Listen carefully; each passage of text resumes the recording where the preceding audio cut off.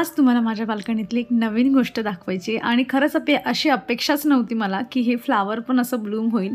3 वर्षापूर्वी ना माझ्या वहिनींकडून म्हणजे गावाकडे जेव्हा मी गेली होती ना, तेव्हा त्यांच्याकडून हे रेन लिलीचे असे बल्ब होते ते मी घेऊन आली होती आणि अगदी म्हणजे असे लावले होते ना मी त्यांना मुंबईला असताना लावले होते आणि त्यानंतर भरगच्च त्यांना पाणी दिलं वगैरे, वगैरे. पण काही त्यांची ग्रोथ व्यवस्थित होत नव्हती. नंतर ते बल्ब म्हणजे कांद्यासारखा त्याचा भाग असतो एक, तो मी काढून किती दिवस असा बाहेरच पडू दिला होता आणि मग आमच्या शेजारच्या काकूंनी जे आहे मला अजून अशा रेन लिलीचे थोडे बल्ब्स दिले. मग त्यासोबत मी यांनाही लावून दिलं, असं आजूबाजूने लावून दिलं होतं आणि आता बघा आत्ता त्यांना फ्लावरिंग होते. सो कुठल्याही गोष्टीची आहे ना म्हणजे लगेच होप सोडायची नाही. प्रत्येक गोष्ट जी आहे त्याच्या वेळेवर बरोबर ब्लूम करत असते. जसं हे फ्लावर आता उमललेलं आहे. सो इतकं मला छान वाटत होतं आणि याची कडी वगैरे मला काही दिसली नव्हती. सकाळी पियाला जेव्हा स्कूलमध्ये गेली तेव्हा तिला बाय करायला गेली आणि मला अचानक ही व्हाईट फ्लावर दिसलं. म्हटलं अरे वा किती छान झालं. आणि आता म्हणजे ह्या पावसाळ्यापासून मी व्यवस्थित त्याला पाणी द्यायला सुरुवात केली होती, कारण मला जास्तीचे बल्ब मिळालेले होते. जसं मी तुम्हाला सांगितलं की नेबर्सने मला दिलेले होते, त्यामुळे मी या छोट्याशा कुंडीमध्ये त्यांना लावून ठेवलं होतं आणि ते छान ग्रो झाले पाहिजे म्हणून हे पण साईडच्यांना व्यवस्थित पाणी मिळत होतं. सो रेन लिली जर तुमच्याकडे असेल ना तर तिला भरगच्च पाणी द्यायचं आणि पावसाचं पाणी जर दिलं ना तर पावसाळ्यात खूप छान जे आहे ती ग्रो करते. आता हा माझा फर्स्ट एक्सपिरियन्स आहे, पण त्यातल्या काही गोष्टी मला माहिती आहेत. सो चला आता ही एक रेन लिली जी आहे विथ फ्लावर माझ्या गार्डनमध्ये ॲड झालेली आहे. आता लेट्स सी अजून तिला किती फ्लावर्स येतात. मागच्या एका व्हिडिओमध्ये मी तुमच्यासोबत शेअर केलं होतं जेव्हा ना मी तूरच्या शेंगा निवडत होती आणि त्याच तूरच्या शेंगा बघा मी आता पण निवडते. त्या दिवशी वैतागून मी ठेवून दिलं होतं. म्हणजे काय झालं की आम्ही घेऊन तर आलो, म्हणजे माझी अशी इच्छा नव्हती की घ्यावी असं, कारण निवडावं लागतं म्हणून आपण बऱ्याच वेळा अशा गोष्टी इग्नोर करतो आणि मी नाही म्हणता म्हणता हो म्हणली. सो त्यांनी घेतले त्या विकत तुरीच्या शेंगा आणि ते त्या दिवशी निवडायला बसली तर त्यामध्ये खूप म्हणजे असं 2-4 दाणे चांगले निघायचे आणि बाकीचे खराब निघायचे. तर म्हटलं चला आता आज निवडायला घेते आणि जे आहे ना मग बनवेल याचं आज भाजी वगैरे बनवून टाकते. सो निवडायला बसली मी आणि आज पण मला इतका वैताग येत होता ना निवडायला, म्हणजे की ते बघा आणि त्यामध्ये बारीक किडे निघताय आणि मग ते बाकीच्या दाण्यांमध्ये पण किडे असू शकतात, असं सगळं माझ्या डोक्यात विचार चालला होता. आणि एक असतो ना एक लास्टवाली आपल्याला अशी फिलिंग येते की बस झाला आता मला नाही निवडायचं, मी यांना फेकणार आहे, जाऊ देत तिकडे 30 रुपये पावशेर असो कितीही महाग मिळालेलं असो, खराब खाण्यापेक्षा चला फेकूयात. आणि माझं काम पण वाचलं उरलेलं शेंगा निवडण्याचं. आणि आता मी फायनली जे आहे ते डिसाईड केलं की मला आता हे नाही बनवायचं आणि मी इथे आली आणि दोडकीची भाजी बनवायला लागलेली आहे. सो असं तुमच्यासोबतही बऱ्याच वेळा होत असेल की अशा काही भाज्या आपल्याकडून आणल्या जातात आणि निवडताना अगदी म्हणजे नाकी नऊ येतो आणि मग तसंच आपल्याला एक तर निवडावं लागतं आणि निवडून पण म्हणजे भरगच्च भाजीमधून अगदी थोडीशी भाजी क्वांटिटीमध्ये निघते, त्यातले दाणे अगदी थोडेच निघतात. तशातला हा एक भाग होता. चला सुटका झाली माझी त्यामधून. आफ्टर ऑल 2 दिवसांची मेहनत जी आहे ती अशीच कचऱ्यात जाणार आहे. निवडले तर पूर्ण मी, पण डिसिजन घेतलं की आज नाही बनवायचं. तर मी दोडक्याची भाजी बनवते, त्यासाठी इथे दोडकी जी आहे कापून घेते आणि त्यांना कुकरमध्ये पाणी घातलं आहे मी आणि दोडकीचे हे काप त्यामध्ये टाकून जे आहे एक शिटी घेऊन घेईल आणि एवढ्यावर जे आहे ते छान शिजतात आणि मग नंतर पुढची प्रोसेस करायची. तशी ही भाजीची रेसिपी मी तुमच्यासोबत शेअर केलेलीच आहे ऑलरेडी आणि जो मी मसाला बनवते त्याच मसाल्यामध्ये तुम्ही बऱ्याच भाज्या पण बनवू शकतात. सो म्हटलं चला आता बनवतेच आहे ते तुमच्यासोबत शेअर करूया, नाहीतर मग जे नवीन लोक जुडतात ना व्हिडिओमध्ये त्यांना माहीत नसतं.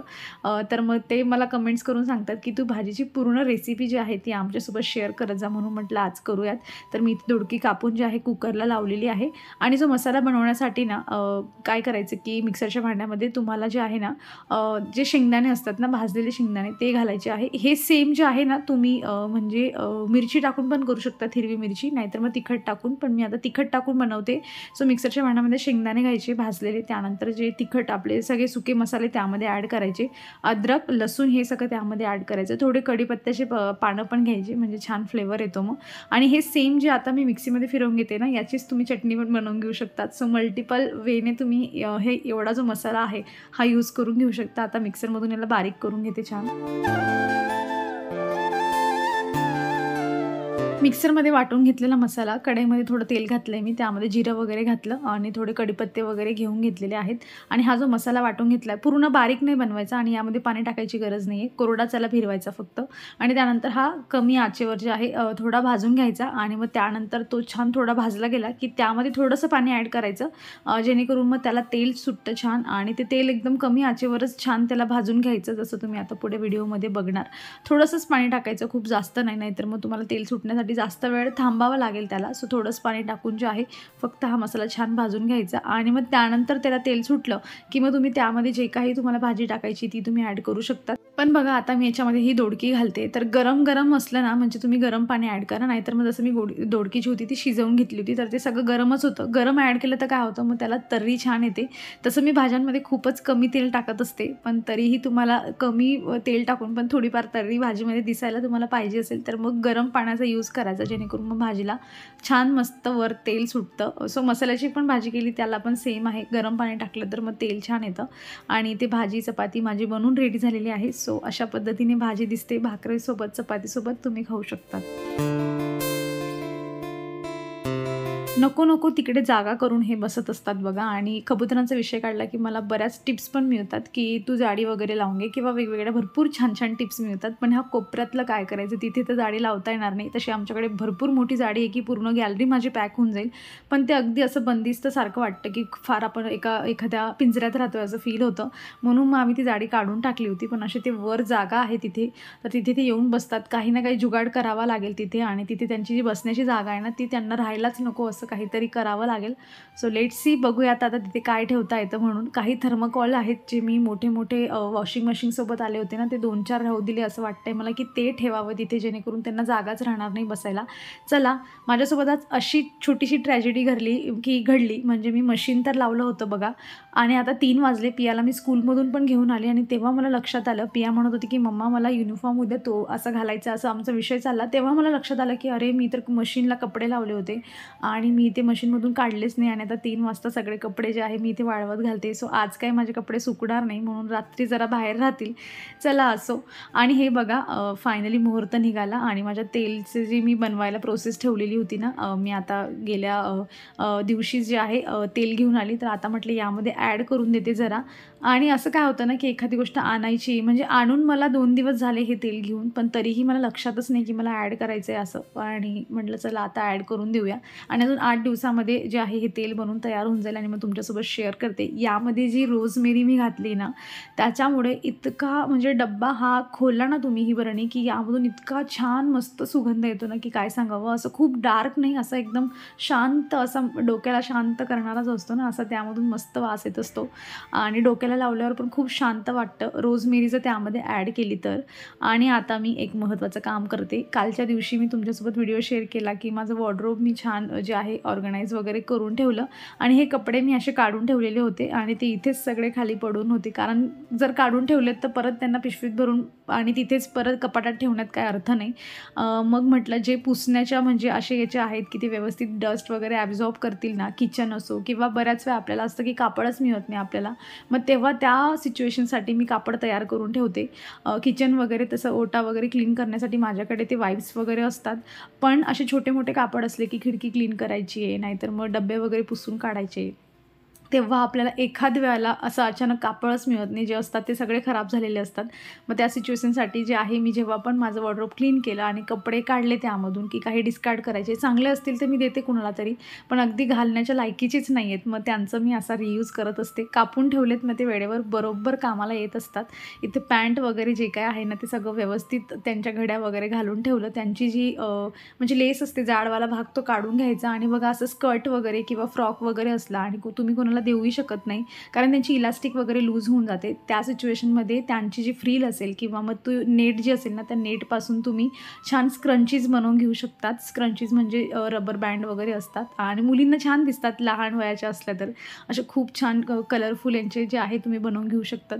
बघेल मी आधी, मी ट्राय करेल की पियाच्या कमरेला हे आता होतं आहे की नाही. बऱ्यापैकी पिया थोडी मोठी झाली, साईज तिला कमी होईल, पण कमरेला थोडंसं तिला जे होतं ते लूज झालेलं होतं.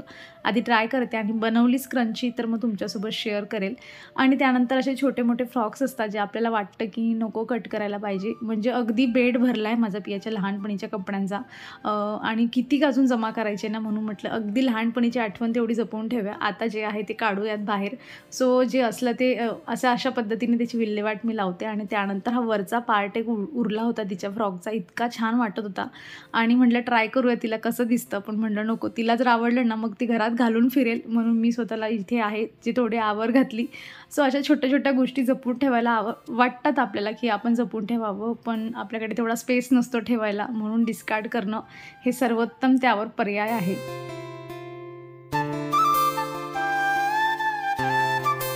4:30 पावणे 5 झाले आणि पिया आल्यापासून मला तिला म्हणजे मी सांगते, की "पिया जेवण करून घे." पण जसं मी बघितलं तुम्ही, की दोडकीची भाजी बनवली आहे. तीच दोडकीची भाजी जर मी सुकी बनवली मुगाची डाळ टाकून, तर ती 4 टाईम पण खाऊ शकते. पण तिला ओली भाजी असली ना, म्हणजे आम्ही सगळे एकत्र जेवायला बसलो, रात्रीच्या वेळी बनवली, तर मग ती खाऊन घेते. पण जेव्हा तिला एकटीला खायचा वेळ येतो ना, तेव्हा ती एवढं खात नाही. मग तिला मला फार ओरडून वगैरे द्यावं लागतं. पण सकाळी असंही मी तिला भाजी चपातीच टिफिनमधून दिली होती. म्हणून म्हटलं ठीक आहे, चला नाही खायचं तर नको खाऊ, रात्री खाऊयात तिला. आणि आता म्हणून तिच्यासाठी हा भुट्टा जो आहे तो मी भाजून देते तिला. कॉर्न तसं तिला उकडून कॉर्न आवडत नाही, भाजूनच आवडतं. आणि मग आता मला कमेंट पण येईल, की असं डायरेक्ट भाजायचं नाही. आणि किंवा मला याआधी पण कमेंट आली, की डायरेक्ट गॅसवर पापड वगैरे भाजायचं नाही. सो प्लीज मला तेवढं म्हणजे असं एक्सप्लेन करून सांगा, जर असं भाजलं नाही तर मग कशा पद्धतीने आपण भाजू शकतो. कारण काही गोष्टी ज्या आहेत त्या आपल्याला भाजूनच घ्याव्या लागतात, जसं पापड आहे किंवा मग आता हा कॉर्न होता, तर याला मला भाजून घ्यायचं आहे. सो ते तर त्याला ऑप्शनच नसतो ना शेवटी. तरीही तुमच्याकडे असेल आणि तर मला नक्की कमेंटमधून सांगा, की गॅसवर न ठेवता डायरेक्ट ह्या गोष्टी मी कशा भाजू शकते. सो इथे तिला भाजलेला जो आहे तो कॉर्न आवडतो आणि आता ती मस्त एन्जॉय करणार आहे. पुढचा पाऊण तास तरी ती आरामशीर एक दाणे यातले काढून काढून खाणार. आणि मी तिला सोडलं तिकडे. आणि एक महत्त्वाचं काम करायचं आहे. उद्याच्या व्हिडिओमध्ये तुम्हाला जे आहे लाडू बघायला मिळणार आहेत. म्हणजे ह्या व्हिडिओच्या नंतरच्या व्हिडिओमध्ये तीळच्या तेलामध्ये मी बनवणार आहे उडदाचे लाडू. तर ती प्रोसेस ना म्हणजे 4-5 दिवसापासून इच्छा होते बनवूया, आपण वैताग येतो की नको जाऊ दे, उद्या करू असं करता करता 4-5 दिवस गेलेत माझे. आणि आता म्हटलं काहीतरी प्रोसेस जी आहे ना ती मी आज करून ठेवते, जेणेकरून उद्या माझ्यावर प्रेशर राहील, की नाही मी हे सगळं करून ठेवलं आहे, अर्धं काम माझं झालं आहे, थोडंसं सुरुवात झाली आहे, म्हणजे मग आपण पुढची कामं करायला जरा मोकळे असतो.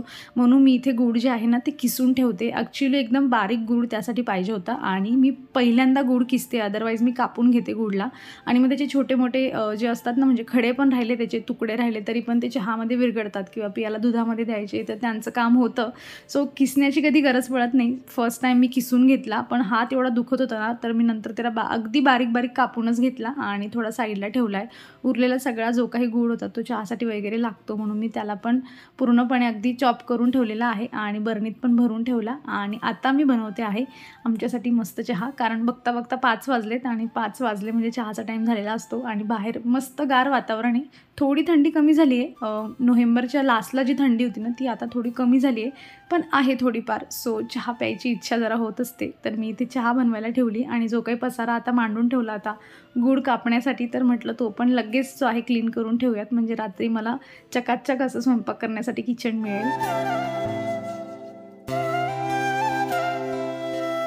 सायंकाळची चहा आणि माझा बाल्कनीचा व्ह्यू हे दोघंही एकत्र आले ना, की मन आणि डोकं दोघंही खूप मस्त प्रसन्न होऊन जातात. आणि इतकं छान आणि शांत वाटतं ना, की काय सांगू तुम्हाला. अगदी असं म्हणायला हरकत नाही, की मी सायंकाळची वाट बघते, की कधी सायंकाळ होईल आणि मी चहाचा कप घेऊन माझ्या बाल्कनीत जाऊ.